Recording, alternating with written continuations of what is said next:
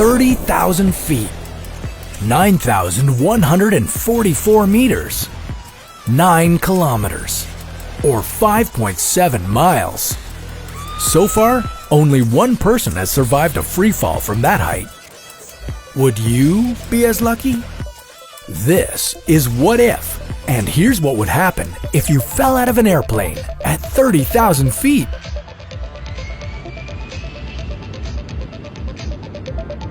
On January 26, 1972, an explosion aboard JAT Airways Flight 367 resulted in the impossible. 22-year-old flight attendant Vesna Vulovic fell from 10,000 meters in the air, setting a world record for surviving the highest fall without a parachute. How did she survive? Is there a trick to falling out of an airplane and surviving? And what does it feel like?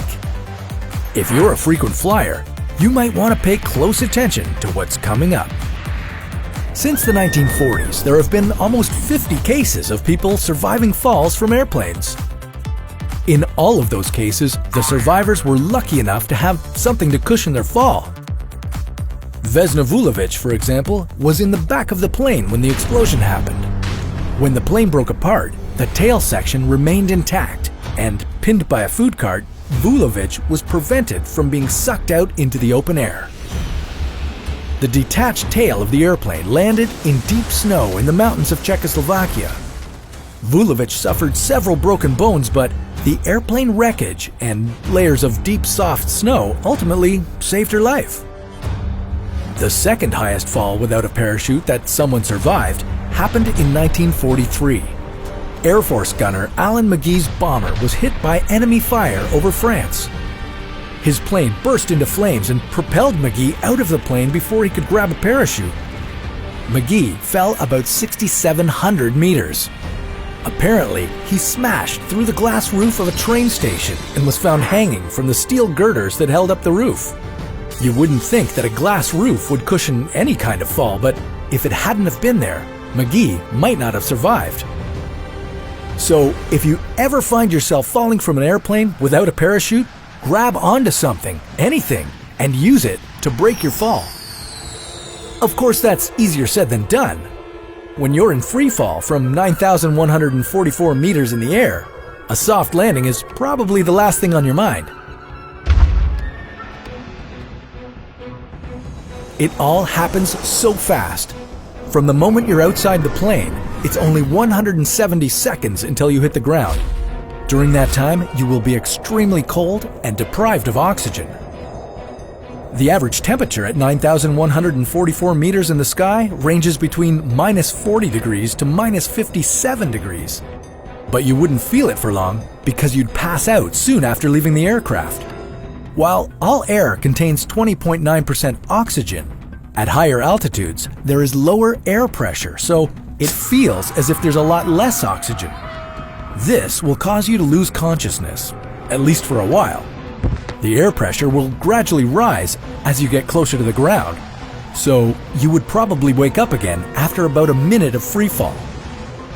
As you fall, your speed will increase by 9.8 meters per second, every second, because that's the Earth's gravity.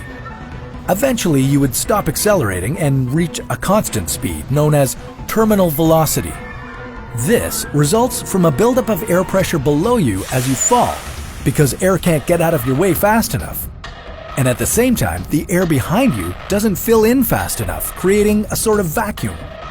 The difference in the air pressure below you and the air pressure above you creates drag, or air resistance. When the force exerted by this air resistance equals the force of gravity, you've reached terminal velocity, and you'll be moving at a constant speed. Falling from 30,000 feet, you're likely to reach terminal velocity at 190 kilometers per hour. Of course, your actual terminal velocity will depend on your size and weight. The heavier you are, the faster you'll fall. But if you spread your arms and legs out wide, you can increase the amount of drag exerted on you. That might slow you down a bit. You'd enjoy it a lot more if you had a parachute, though. Parachutes are lightweight and very wide. A parachute would cut your falling speed from 45 meters per second down to about 5 meters per second. If you don't have a parachute, it would help to know where to land. Look for somewhere that's soft so there's a chance of breaking your fall. A lot of people who have fallen from airplanes and lived have survived due to landing in deep snow or being cushioned by trees or bushes. Unfortunately, a tree can either be really good or really, really bad. If you don't see anything soft below, your best bet is to try to land feet first with your legs together, slightly bent. When you hit the ground, you'll likely crumple to the side or back. This is known as the 5-point impact sequence, and while it will be incredibly painful, it will save everything above your waist, mainly your vital organs and your brain. Of course, these are all just recommendations, tips to make the best out of a bad and severely unlucky situation. Humans aren't really built for 9,144-meter free falls, and yet, every year, we seem to achieve something that we thought was impossible. So, before your next flight, you might want to pack a 4-leaf clover, just in case. And for more ways to survive freak accidents, paranormal activities, or apocalyptic events, just keep watching What If?